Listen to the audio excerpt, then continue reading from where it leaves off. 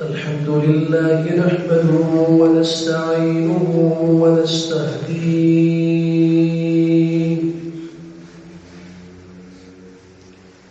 ونؤمن به ونتوكل عليه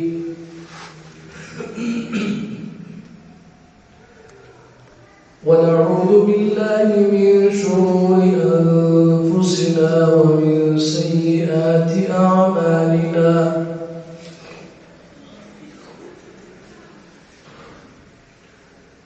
من يهده الله فلا مضل له ومن يضلله فلا هادي له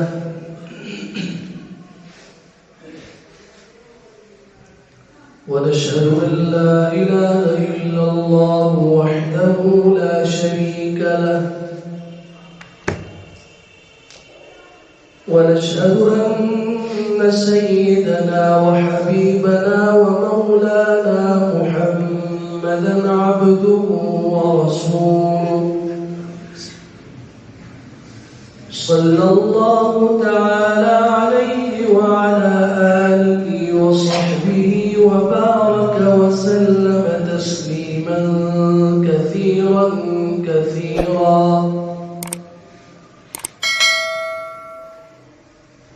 أما بعد فأعوذ بالله من الشيطان الرجيم. بسم الله الرحمن الرحيم.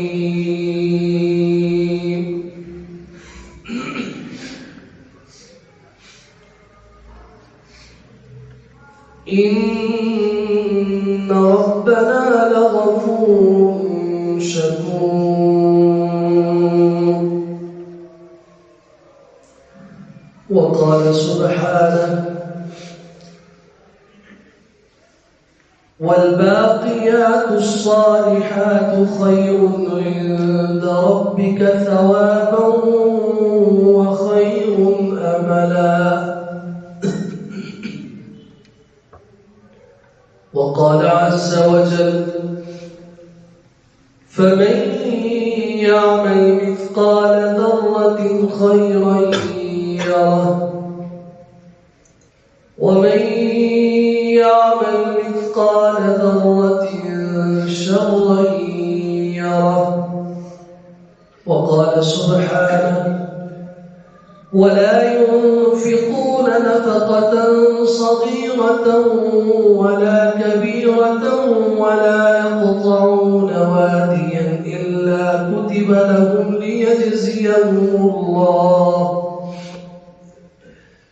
ليجزيهم الله أحسن ما كانوا يعملون. وقال عز وجل: إن الله لا يظلم مثقال ذرة وإن تك حسنة يضاعفها ويؤت من لدنه أجرا عظيما. وقال عز وجل: ونضع الموازين القسط ليوم القيامة فلا تظلم نفس شيئا وإن كان مثقال حبة من خردل أتينا بها وكفى بنا حاسبين. وقال سبحانه: وأن ليس للإنسان إلا ما سعى وأن سعيه سوف يرى ثم يجزاه الجزاء الأوفى.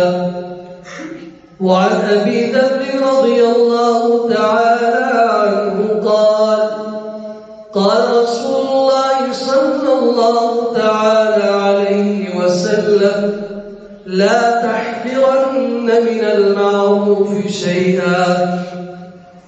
وعن علي رضي الله تعالى عنه قال رسول الله صلى الله عليه وسلم: اتقوا النار ولو بشق تمرة أو كما قال رسول الله صلى الله تعالى عليه وسلم: صدق الله وصدق رسوله المصطفى صلى الله عليه وسلم، ونحن على ذلك لمن الشاهدين والشاكرين، والحمد لله رب العالمين.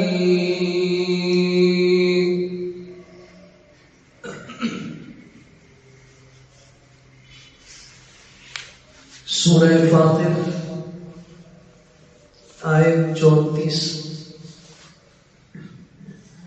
سورہ کہف آیت 46، سورہ زلزال جس کا دوسرا نام سورہ زلزلہ ہے، آیت نمبر 7 اور 8، سورہ توبہ آیت 121، سورۃ النجم آیت نمبر 39، 40 اور 41، سورہ نساء آیت نمبر 40، سورۃ الانبیاء آیت نمبر 47۔ اور رسول اکرم صلی اللہ علیہ وسلم کا ایک فرمان مبارک جو آپ کے عظیم صحابی حضرت ابو ذر غفاری رضی اللہ تعالیٰ عنہ نے نقل کیا، امام بخاری، امام مسلم، امام ترمذی، امام احمد بن حنبل، امام ابو داؤد رحمہم اللہ نے اپنی کتابوں میں اس حدیث کو نقل کیا ہے۔ دوسری روایت جس کے راوی ہیں حضرت عدی رضی اللہ تعالی عنہ، اس روایت کو امام بخاری رحمۃ اللہ تعالی نے صحیح بخاری میں ذکر کیا ہے۔ خطبے میں آپ حضرات کے سامنے یہ آیات پڑھی گئی، یہ دو احادیث مبارکہ پڑھی گئی۔ اللہ کریم سے دعا ہے کہ وہ ہمیں حق اور سچ بات کہہ سکنے کی توفیق عطا فرمائے، اور اللہ تعالی ہمیں قرآن و سنت میں دین اسلام کی سمجھ، علم، عمل اور اس کی دعوت کو پھیلانے کا ذریعہ بنائے۔ دنیا میں بہت سی چیزوں کے ساتھ ہمارا تعلق اور واسطہ ہوتا ہے، اور کچھ تعلقات کمزور ہوتے ہیں، کچھ واسطے وقتی ہوتے ہیں، کچھ چیزیں ایسی ہوتی ہیں جن کا تعلق اور جن کے ساتھ رشتہ دائمی ہوتا ہے، نہ ختم ہونے والا ہوتا ہے۔ کچھ چیزوں کے ساتھ ہم تعلقات رکھتے ہیں، کچھ عرصے کے بعد وہ تعلقات ختم ہو جاتے ہیں، یا ہم ختم کر دیتے ہیں، یا جن کے ساتھ ہمارا تعلق ہوتا ہے وہ تعلقات ختم کر دیتے ہیں۔ کچھ چیزیں ایسی ہیں جن کے ساتھ ہمارا رشتہ اور تعلق اس قدر مضبوط ہوتا ہے، اگر ہم اس تعلق کو ختم کرنا چاہیں بھی، اللہ کا نظام ایسا ہے، اللہ کا قانون ایسا بنا دیا گیا ہے، اللہ کی سنت اور طریقہ یہ ہے، ہمارے چاہنے کے باوجود بھی وہ رشتہ، وہ تعلق، وہ وابستگی ختم نہیں ہو سکتی۔ ماں باپ کے ساتھ ہمارا رشتہ ہے، اولاد کے ساتھ ہمارا تعلق اور رشتہ ہے، بیوی کا اپنے خاوند، خاوند کا اپنی بیوی کے ساتھ ایک تعلق ہوتا ہے، اپنے عزیز و اقارب، دوست احباب کے ساتھ، استاد کا شاگرد کے ساتھ، شاگرد کا اپنے استاد کے ساتھ، مالک کا اپنے نوکر کے ساتھ، نوکر کا اپنے مالک کے ساتھ ایک تعلق ہوتا ہے۔ حتیٰ کہ جب ہم سفر کے لیے نکلتے ہیں، جس سواری پہ ہم سوار ہوتے ہیں تو ڈرائیور کا اور سواریوں کا ایک تعلق ہوتا ہے، ایک منزل تک، ایک جگہ تک ان کا ایک تعلق ہوتا ہے، ان کی آپس میں وابستگی ہوتی ہے۔ یہ سارے تعلقات اور سارے رشتے دائمی نہیں ہیں، وقتی ہیں،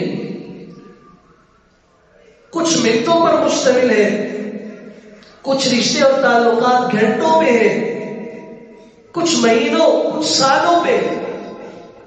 آخر یہ ہوتا ہے کہ ماں باپ میں سے یا اولاد میں سے یا بیوی خاوند میں سے دوست میں سے جب کسی ایک کا انتقال ہو جائے تو اس کے بعد یہ لوگ اپنے اس پیارے کو قبر میں اتارنے کے بعد واپس پلٹ آتے ہیں۔ اب ان کا ان کے ساتھ کوئی رشتہ اور کوئی ایسا تعلق باقی نہیں رہتا، دنیاوی تعلقات ختم، دنیا کے سارے رشتے ختم۔ ایک چیز ایسی ہے، ایک رشتہ ایسا ہے جو ایمان کی بنیاد پر ہوتا ہے، دین کی بنیاد پر ہوتا ہے، شریعت کی بنیاد پر ہوتا ہے، اسلام کی بنیاد پر ہوتا ہے۔ یہ رشتہ ختم نہیں ہوتا۔ یہ تعلق جس چیز کے ساتھ بھی ہمارا قائم ہو، ہم قبر میں چلے جائیں گے، ہمارے آباء و اجداد قبر میں چلے گئے دین کے ساتھ، اور ایک چھوٹے سے عمل کے ساتھ بھی۔ دین تو بہت بڑی بات ہے، اس دین کے ساتھ نسبت رکھنے والا ایک چھوٹا سا حقیر سا معمولی سا ذرہ، چھوٹا سا عمل جسے ہم دین کہیں، وہ چھوٹا سا عمل جسے ہم عمل صالح کہتے ہیں، نیک عمل کہتے ہیں، اس کا ساتھ نہیں چھوڑتا۔ اس کا فائدہ ہمیں آج بھی ہے، ہم جب اس جہان سے چلے جائیں گے تب بھی ہوگا۔ یہ جتنی آیات میں نے پڑھی ہے قرآن مجید کی، ان جیسی 20 آیات ہیں، یہ سب یہی بتاتی ہیں کہ ناپائیدار رشتوں کے اوپر تکیہ اور بھروسہ نہ رکھو۔ المال والبنون زینۃ الحیات الدنیا، مال اور اولاد صرف دنیا کی زیب و زینت ہے۔ باپ فخر کر رہا ہوتا ہے میرے اتنے بیٹے ہیں، میری اتنی اولاد ہے، فلاں فلاں کالج میں ہے، فلاں فلاں تعلیمی ادارے میں پڑھاتا ہے، فلاں PhD ہے، وہ ڈاکٹر ہے، وہ انجینئر ہے، وہ پائلٹ ہے۔ زیب و زینت ہوتی ہے۔ بچوں سے باپ اپنے حسن اور اپنی خوبصورتی کا اظہار کر رہا ہوتا ہے، مال کے اوپر کوئی آدمی اترا رہا ہوتا ہے اور مال کی خوبصورتی اور حسن کو بیان کرتا ہے۔ اٹھائیے سورہ کہف، جس کے پڑھنے کی ترغیب ہمیں ہر جمعے کو دی گئی۔ دجال کے فتنے سے بچنا چاہتے ہو، قیامت کے دن نور چاہتے ہو، عذاب قبر سے بچنا چاہتے ہو، فتنوں سے بچنا چاہتے ہو، رسول اکرم صلی اللہ علیہ وسلم نے فرمایا سورہ کہف کی جمعہ کے روز تلاوت کیا کرو۔ اس سورہ کہف کی آیت 46 کھول دیجئے، قرآن کہتا ہے المال والبنون، مال اولاد زینت الحیات الدنیا، صرف اس جہان اور دنیا کی خوبصورتی ہے، باقی کچھ بھی نہیں رہے گا، نہ اولاد رہے گی نہ مال رہے گا۔ ہاں باقی کیا رہے گا؟ والباقیات الصالحات خیر عند ربک، باقی رہنے والے وہ نیک اعمال ہیں، وہ اچھے اعمال ہیں جو آپ کے رب کے ہاں بہتر بھی ہیں، آپ کے رب کے ہاں آپ کے حق میں باقی رہنے والے بھی ہیں۔ والباقیات الصالحات خیر عند ربک ثوابا وخیر املا، امید بھی اچھی وابستہ رکھو اپنے نیک اعمال سے، اپنے رب کے ہاں بہتری کو سمجھنا چاہتے ہو اور بہتری کی امید رکھنا چاہتے ہو۔ آج نیک عمل سے اپنا رشتہ جوڑ دو، اللہ کی قسم تم اس عمل کو چھوڑ دو گے نا، لیکن جو عمل تم کر چکے ہو اس سے تمہارا رشتہ نہیں ٹوٹے گا۔ وہ قیامت کے دن تمہارے میزان عمل میں اپنے رب کے سامنے بتائے گا اللہ اس نے میرے ساتھ تعلق رکھا تھا، میں اس کی سفارش کرتا ہوں۔ ووضع الکتاب فترى المجرمین مشفقین مما فیہ، ہر انسان کا اعمال نامہ قرآن کہتا ہے کھول دیا جائے گا، میرا اعمال نامہ میرے سامنے کھول دیا دیا جائے گا. فَتَرَى الْمُجْرِمِينَ مُشْفِقِينَ مِمَّا فِيهِ. اے میرے حبیب صلی اللہ علیہ وسلم آپ مجرموں کو دیکھیں گے، مجرم اپنے اعمال نامے کو پڑھ کے تھر تھرا رہے ہوں گے، کانپ رہے ہوں گے، ڈر رہے ہوں گے، خوف کی کیفیت میں ہوں گے. وَيَقُولُونَ يَا وَيْلَتَنَا مَا لِهَذَا الْكِتَابِ لَا يُغَادِرُ صَغِيرَةً وَلَا كَبِيرَةً إِلَّا أَحْصَاهَا. وہ کہہ رہے ہوں گے ہائے افسوس، ہائے کاش ہم نے جو کچھ کیا تھا ہمارے اس اعمال نامے نے ہمارا چھوٹا عمل بھی نہیں چھوڑا، ہمارا بڑا عمل بھی نہیں چھوڑا، جو کچھ ہم نے کیا تھا الا احصاها، اس نے سب کچھ سامنے جمع کر کے ہمارے سامنے لے آیا. ووجدوا ما عملوا حاضرا، جو کچھ انہوں نے کیا ہے وہ سب سامنے حاضر ہوگا. ولا يظلم ربك احدا، آپ کا رب کسی پہ ظلم نہیں کرے گا. کسی نے نیک عمل کیا تب بھی ظلم نہیں کہ اس کی نیکی اللہ بھول جائے. اللہ اکبر. جس ذات کو اونگ نہیں آتی، نیند نہیں آتی. ولا تحسبن اللہ غافلا، جو اللہ غافل نہیں ہے. جب سے اس نے مخلوق کو پیدا کیا، جب تک وہ مخلوق کو پیدا کرے گا ایک ایک کے عمل سے، عمل تو دور کی بات ہے، انسان جب اپنی آنکھ سے کوئی خیانت کر رہا ہوتا ہے، آنکھ کی نظر کو بھی اللہ دیکھ رہا ہے. اور یعلم خائنۃ الاعین وما تخفی الصدور، اور اس خیانت کے پیچھے دل میں جو شیطانیت ہوتی ہے، شرارت ہوتی ہے، جس کی بنیاد پہ یہ غیر محرم کو دیکھ رہا ہوتا ہے، اللہ فرماتے ہیں میں دل کے حالات کو بھی جانتا ہوں. جن کی بنیاد پہ اس نے نظر اٹھائی تھی وہ دل کے خیالات کو بھی جانتا ہوں. ولا ينفقون نفقة صغيرة ولا كبيرة، یہ دنیا میں جو خرچ کرتے ہیں وہ ایک پائی ہے، ایک پیسہ ہے، یا احد جیسا مال ہے، احد کے پہاڑ جیسا. تھوڑا خرچ کرے تب بھی، زیادہ خرچ کرے تب بھی. ولا يقطعون وادیا، سفر جہاد میں، سفر تبلیغ میں، سفر علم میں، خیر کے لیے جو سفر یہ طے کرنا شروع کرتے ہیں، جس وادی کو، جس خطے کو طے کر کے جاتے ہیں، الا کتب لهم، اللہ کے ہاں یہ سب کچھ لکھا جا رہا ہے. لیجزیہم اللہ احسن ما كانوا يعملون، اللہ تعالیٰ ان کے اس تھوڑے اور زیادہ خرچ کو بھی ضائع نہیں کرے گا، نہ ہی اللہ ان کے قدموں کو ضائع کرے گا.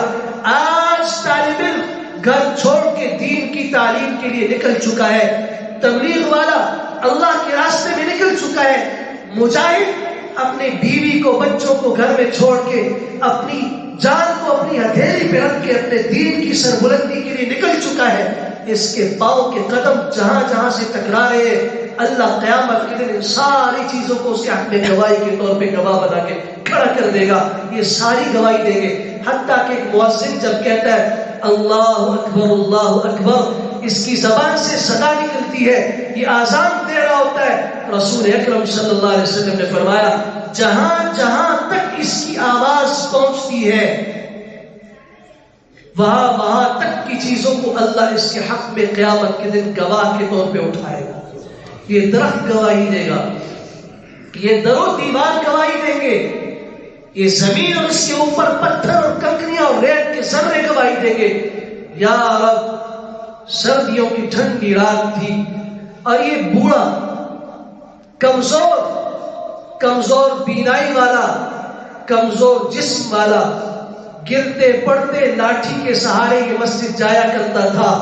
جب دنیا سو رہی ہوتی تھی یہ کہا کرتا تھا اللہ اکبر اللہ اکبر، اشہد ان لا الہ الا اللہ، اشہد ان محمد رسول اللہ، حی علی الصلاۃ حی علی الفلاح. آپ سوچئے تو صحیح، نیکی کے ساتھ ہمارا تعلق کتنا زبردست تعلق ہوتا ہے. یہ بابا جی آزاد دینے والے آج دنیا سے چلے گئے ہیں، قبر میں پڑے ہوئے ہیں.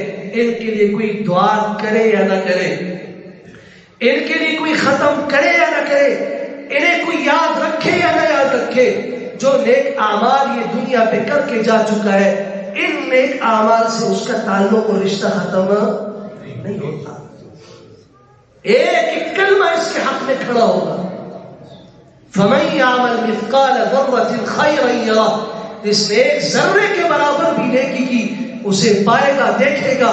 وَمَن يَعْمَلْ مِثْقَالَ ذَرَّةٍ شَرًّا يَرَهُ، ایک ذرے کے برابر بھی، ریت کا چھوٹا سا ذرہ، اس کو اور ٹکڑے کرو اور ذرہ بناؤ جسے دوربین کے اور خوردبین کے علاوہ دیکھا بھی نہ جا سکتا ہو، یہ چھوٹے چھوٹے ذرے بھی اللہ کی نظر میں ذرے نہیں ہیں، اللہ انہیں دیکھ رہا ہے۔ ان ذروں کے برابر نیکی کرنے والے کی نیکی بھی سامنے آئے گی، برائی کرنے والے کی بدی اور گناہ بھی سامنے آئے گا۔ سبحان اللہ۔ وَنَضَعُ الْمَوَازِينَ الْقِسْطَ لِيَوْمِ الْقِيَامَةِ، قرآن کی شان پہ قربان جائیے، اللہ نے کس انداز سے ہمیں کیسے کیسے طریقے سے سمجھایا۔ وَنَضَعُ الْمَوَازِينَ الْقِسْطَ لِيَوْمِ الْقِيَامَةِ، قیامت کے دن ہم انصاف کے ترازو رکھیں گے، انصاف کے ترازو رکھیں گے۔ اس ترازو میں نیکیاں بھی تلیں گی، بدیاں بھی تلیں گی۔ فَلَا تُظْلَمُ نَفْسٌ شَيْئًا، کسی نفس کسی جان پہ ذرہ بھی ظلم نہیں کیا جائے گا۔ وَإِن كَانَ مِثْقَالَ حَبَّةٍ مِّنْ خَرْدَلٍ أَتَيْنَا بِهَا وَكَفَى بِنَا حَاسِبِينَ، اگر رائی کے دانے کے برابر بھی کچھ ہوا، رائی کے دانے کے برابر بھی ہم اسے لے کر آئیں گے، وہ نیکی ہے تب بھی، وہ بدی ہے تب بھی ہم اسے لائیں گے۔ ان اللہ لا یظلم مثقال ذرہ، یہ بات اپنے رب کے بارے میں دل کی تختیوں پہ لکھ لو۔ آج باپ بھی ظلم کر سکتا ہے، بعض دفعہ باپ سے بھی اولاد کے اندر انصاف نہیں ہوتا، کسی بیٹے کی طرف اس کا جھکاؤ زیادہ ہوتا ہے، اولاد میں سے کسی ایک کی طرف اس کی محبت کا پلڑا بھاری ہوتا ہے۔ استاد سے بھی انصاف نہیں ہو سکتا، اولاد سے بھی انصاف نہیں ہوتا، اور عدالتوں میں بھی انصاف نہیں ہے۔ ایک انصاف کی عدالت ہے جس میں ذرے کے برابر بھی ظلم نہیں ہے، حقدار کو حق مل کے رہے گا، وہ حق کسی بھی شکل میں ہو۔ ان اللہ لا یظلم مثقال ذرہ، وہ آپ کے رب کی عدالت ہے، وہ قیامت کے دن کی عدالت ہے جس میں اللہ عادل ہوگا، اللہ جج ہوگا، اللہ منصف ہوگا، اور اس کے سامنے ہم پیش ہوں گے تو وہاں ضرورت نہیں ہے کسی گواہ کی، وہاں ضرورت نہیں ہے قسم کی، وہاں ضرورت نہیں ہے کسی سفارشی کی، وہ سب کچھ جانتا ہے، اس کی عدالت میں ایک ذرے کے برابر بھی ظلم نہیں۔ یا رب، رسول اکرم صلی اللہ علیہ وسلم نے فرمایا، یہ روایت ہے صحیح مسلم شریف کے اندر، لقد رأيت رجلا يتقلب في الجنة، میں نے جنت میں ایک آدمی کو دیکھا جو جنت میں چل رہا تھا، پلٹ پلٹ کے چل رہا تھا جنت میں، کبھی ادھر کبھی ادھر۔ یا رب، یہ جنت میں اس مزے سے گھوم رہا ہے، اس کا کیا عمل ہے؟ اللہ اکبر۔ رسول اکرم صلی اللہ علیہ وسلم نے فرمایا، صرف راستے میں ایک درخت کی کچھ ٹہنیاں تھیں، وہ ٹہنیاں لوگوں کے لیے ایذا کا سبب تھی، اس نے ان کو کاٹ کے لوگوں کو تکلیف سے بچایا، اس کے بدلے میں فی شجرۃ قطعها، ایک ایسا درخت جس کی ٹہنیاں، جس کی شاخیں، جس کے کانٹے لوگوں کے لیے تکلیف کا سبب تھے، اس نے انہیں کاٹ کے لوگوں کے لیے راحت کا راستہ مہیا کیا۔ اللہ کی قسم، رسول اکرم صلی اللہ علیہ وسلم فرماتے ہیں، میں نے اس آدمی کو اس کے بدلے میں جنت میں ٹہلتے ہوئے دیکھا۔ بتاؤ مجھے ایمان سے، مجھے میرا باپ بچائے گا؟ مجھے قیامت میں اللہ کی عدالت میں میری اولاد بچا سکتی ہے؟ مجھے اللہ کی عدالت میں میرے دوست بچا سکتے ہیں؟ مجھے کون بچا سکتا ہے؟ رب کا فضل ہے، اور اس فضل کا نتیجہ ہے کہ اس رب نے آج مجھے نیکی کی توفیق عطا فرمائی۔ اگر درخت کی کچھ شاخیں کاٹنے کی بنیاد پہ بندہ جنت پہ ٹہل ٹہل کے چل رہا ہو، تو لوگوں کو راحتیں دینے والا انسان کس انداز سے جنت میں کس شان سے رہے گا؟ نیکی کا تعلق اتنا خوبصورت ہے۔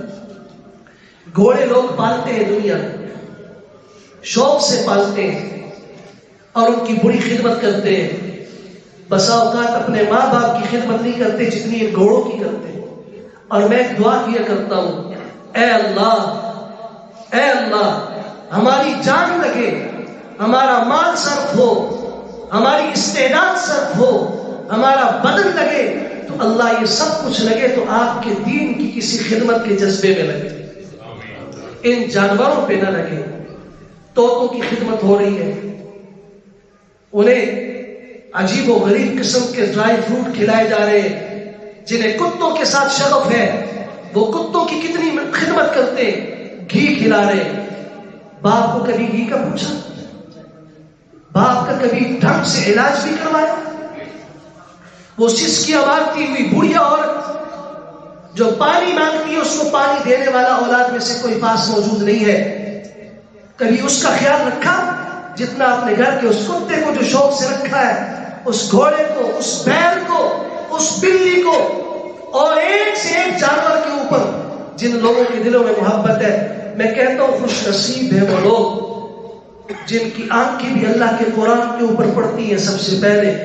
خوش نصیب ہے وہ لوگ جن کے سینے کے ساتھ لگتا ہے تو اللہ کا قرآن لگتا ہے. خوش نصیب ہے وہ لوگ جو صبح اٹھ کے سب سے پہلے کچھ بولتے ہیں تو قرآن کی تلاوت کر رہے ہوتے ہیں. ورنہ آپ دیکھیے یہ دنیا کی تقسیم ہے، جس نے اپنے لیے جو راستہ منتخب کیا اللہ نے اسی راستے کو اس کے لیے آسان کر دیا.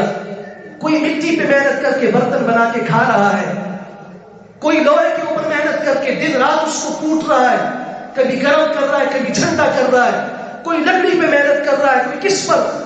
دنیا کی چیزوں پہ محنت ہو رہی ہے. خوش نصیب نہیں ہے وہ انسان جو رات کے وقت اٹھتا ہے تو وضو کر کے ٹھنڈے پانی سے مصلی بچھا کے اپنے رب کے حضور سجدے کر کے رب کے سامنے گڑ گڑا کے دعائیں کر رہا ہوتا ہے. خوش نصیب نہیں ہے. رزق تو اس کو بھی مل رہا ہے، رزق تو اسے بھی مل رہا ہے، وہ تھک کے دنیا کی چیزوں پہ محنت کر رہا ہے. اس کی محنت ہے اپنے رب کے سامنے جھکنے کی صورت میں، قرآن پڑھنے کی صورت میں، دعاؤں کی صورت میں.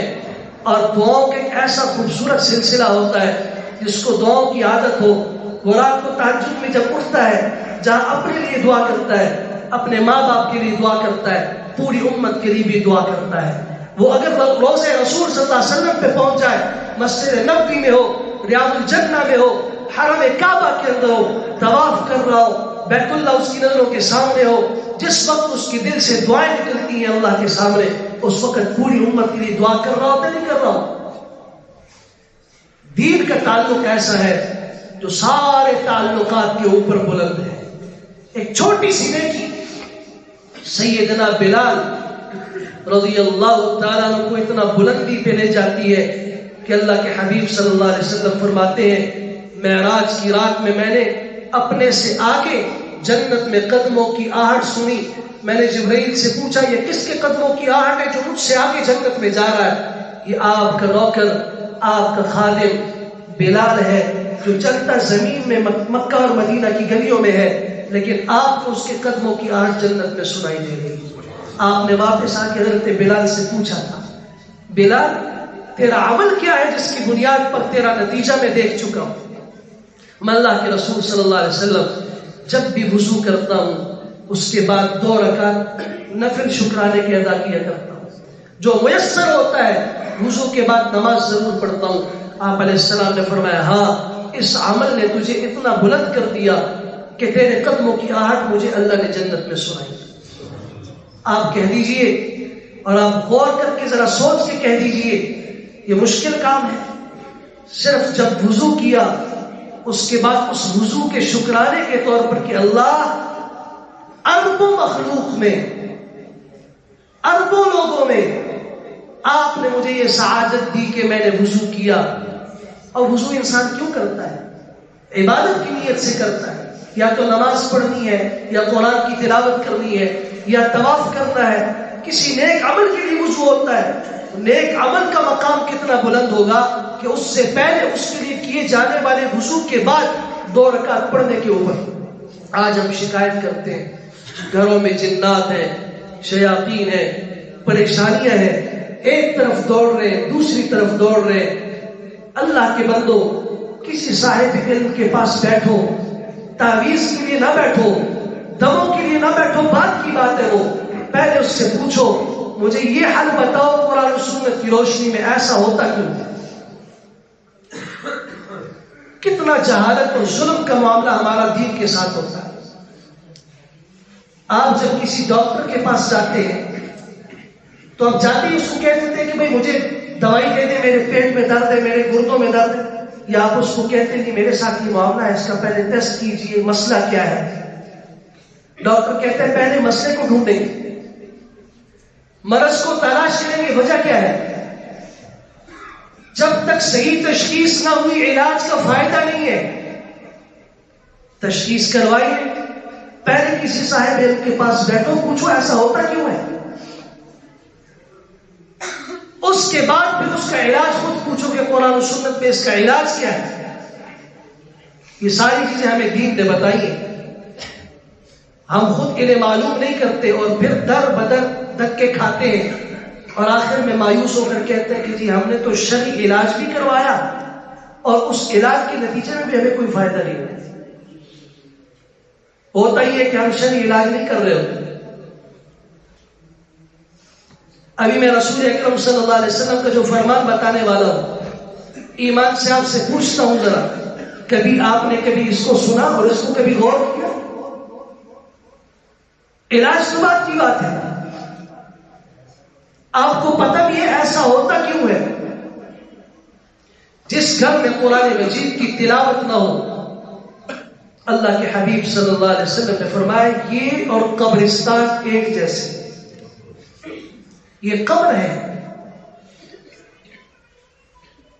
اس میں بھی مردے رہ رہے ہیں،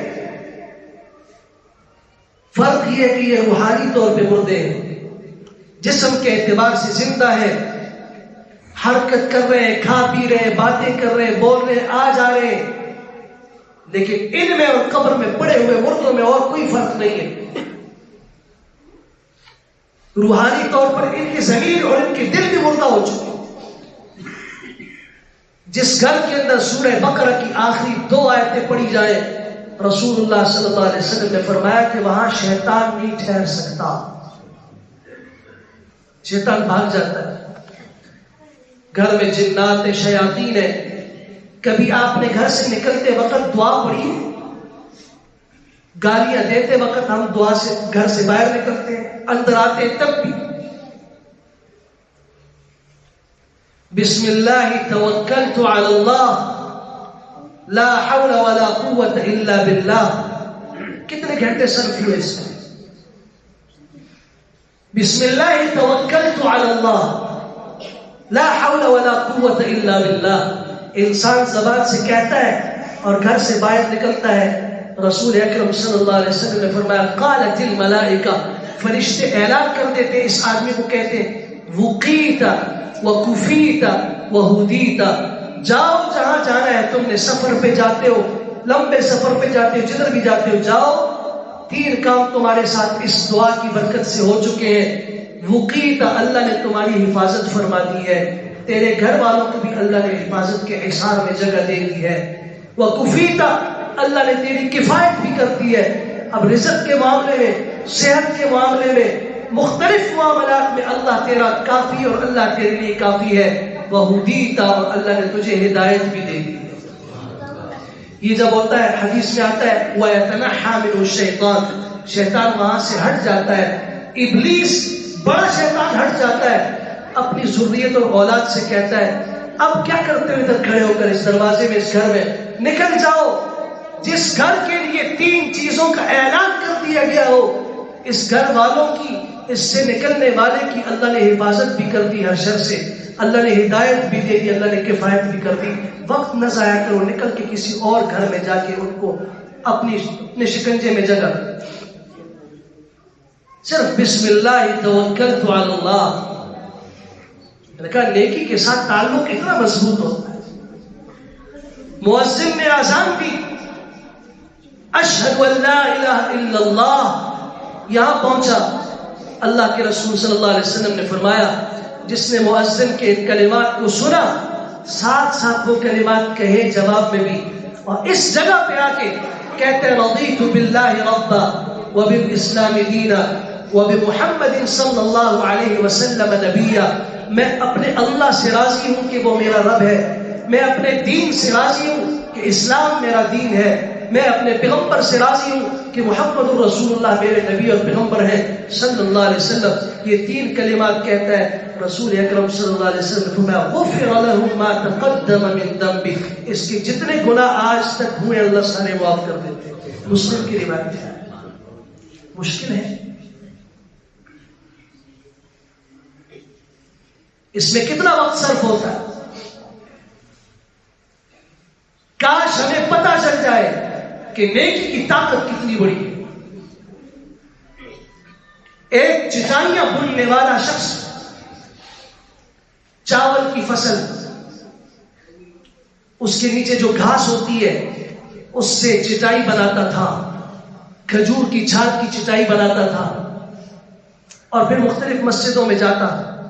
جس مسجد میں دیکھتا یہاں پہ چٹائی کمزور ہو چکی ہے، یہ چٹائی موجود نہیں ہے، وہاں جا کے نئی چٹائی بچھا دیتا تھا.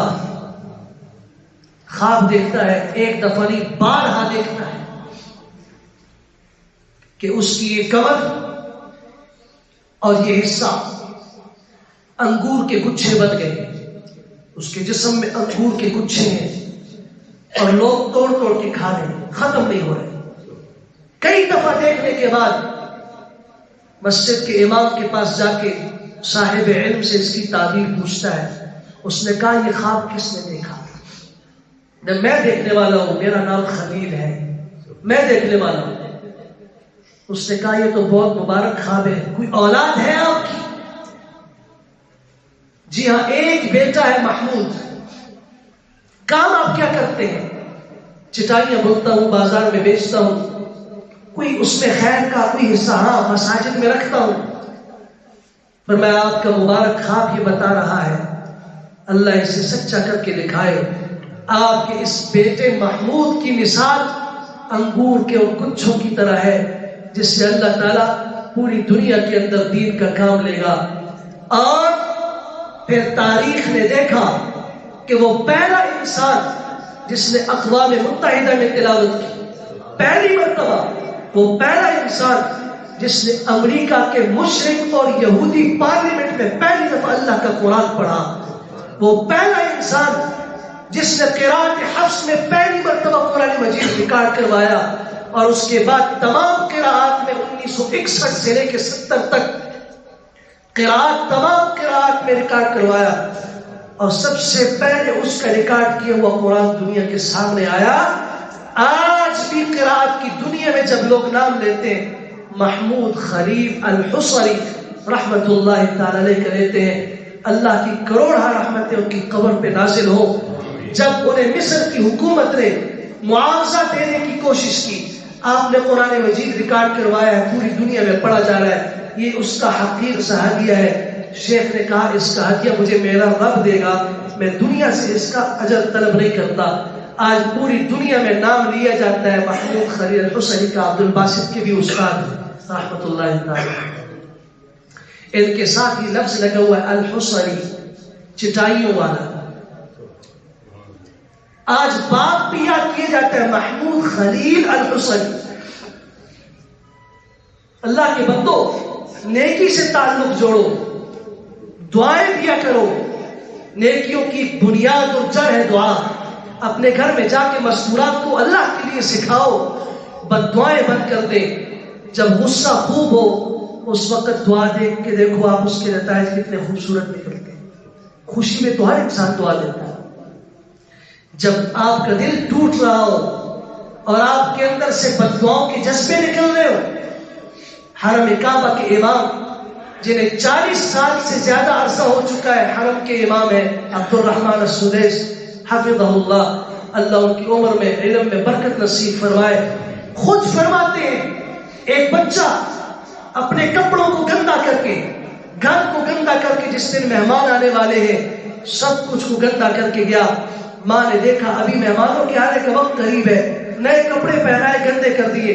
غصہ آیا ماں کو شدید قسم کا، ہاتھ اٹھا کے کہہ دیا صبر کر کے جا بیٹا، اللہ تعالیٰ تجھے مسجد حرام بیت اللہ خانہ کعبہ کا امام بنائے. غصے کا وقت تھا، اندر سے دعا نکلی. شیخ نے یہ واقعہ سنایا اور فرمانے لگے وہ بچہ آج آپ کے سامنے یہ بول رہا ہے اللہ نے اس کو ماں کی دعا کے سرے میں حرم کا امام بنا دیا. ہمیں غصہ آتا ہے عورتوں کو بھی مردوں کو بھی، بد دعائیں بد دعائیں بد دعائیں. آپ علیہ السلام نے فرمایا کبھی بھی بد دعا نہ دیا کرو، ہو سکتا ہے کہ وقت قبولیت کا ہو. پھر ہم بد دعائیں دیتے ہیں بچپن میں، پھل جب پک جاتا ہے توڑ لیا جاتا ہے. 16 سال کا 20 سال کا نوجوان حادثے کا شکار ہو گیا. پھر ماں چیخ رہی ہوتی ہے، باپ چیخ رہا ہوتا ہے، ارے اس کو تباہی کی بددعائیں تو تم نے خود دی تھی. خدا نے تباہ و برباد کی، خدا نے رک کی، خدا نے اخلاص کی. اللہ تجھ سے ہمیں چھڑائے، اللہ تجھے دفع کرے، دفع ہو. یہ تو تم خود کہا کرتی تھی. تمہاری ان دعاؤں کو اللہ نے قبول کیا اور تمہیں صرف احساس دلوایا. اس وقت اللہ کی نعمت کا تمہیں احساس نہیں تھا. وہ کتنی بڑی نعمت تمہارے پاس موجود تھی. آج جب اللہ نے لی تو چیختے کیوں ہو؟ اللہ تعالیٰ ہمیں نیکی کی توفیق عطا فرمائے، اور نیکی بھی ایسی نیکی کہ جو آج ہماری دنیا سے جانے کے بعد بھی ہم قبروں میں چلے جائیں، پتہ نہیں قیامت کب قائم ہوگی. وہ نیکی کے ساتھ تعلق ایسا ہوگا، ہم دنیا سے چلے جائیں گے، وہ نیکی ہمیں یاد رکھے گی. کل قیامت کے دن اللہ کے حضور ہمیں کھڑا کرے گی تو ہمیں ندامت کا سامنا کرنا نہیں ہوگا. وآخر دعوانا الحمد للہ رب العالمین.